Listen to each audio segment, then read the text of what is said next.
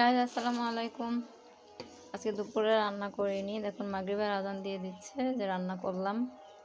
আমি অবশ্য মোবাইলে একটু জরুরি একটা কাজ করতেছিলাম, এই জন্য ভিডিওটা দেখাতে পারিনি। এখানে হচ্ছে আমি কই মাছ দিয়ে টমেটো দিয়ে রান্না করতেছি। একটু ঝোল বেশি করে দিয়েছি, কারণ আমরা সবাই একটু ঝোল তরকারি খেতে পছন্দ করি। কয়েকদিন ধরে শুকনা শুকনা ভাজি খাচ্ছি, এই জন্য আজকে একটু ঝোল করে রান্না করলাম।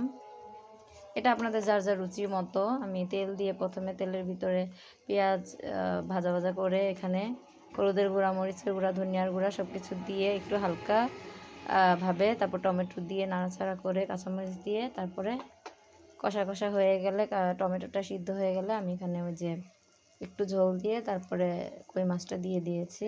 কই মাছ ছোটো ছোটো কই মাছ, অবশ্য দেখা যাচ্ছে না। এই যে কই মাছ আমি দেখাচ্ছি আপনাদেরকে, দেখুন।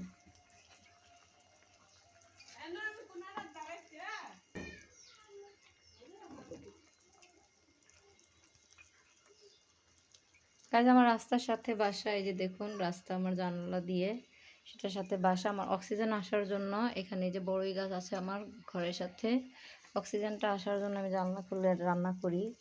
তো দেখা যাচ্ছে বাহিরের শব্দ চলে আসে এখানে।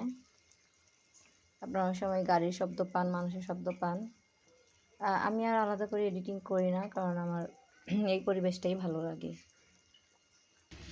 গাছ দেখুন, আমি এই যে এই মুহূর্তে ধনিয়া পাতা দিয়ে দিলাম। অবশ্য আমি দেখাতে পারিনি, অল্প একটু দেখাই দিলাম। এটা হয়ে গেছে আমার তরকারিটা অনেকক্ষণ আগে। টমেটোর তরকারি হতে বেশিক্ষণ লাগে না, আর মাছ তো ভাজাই আছে। বাস এখন আমি এই মুহূর্তে চুলাটা অফ করে দিব। হয়ে গেল আমার কই মাছ দিয়ে টমেটোর তরকারি। আল্লাহ হাফেজ।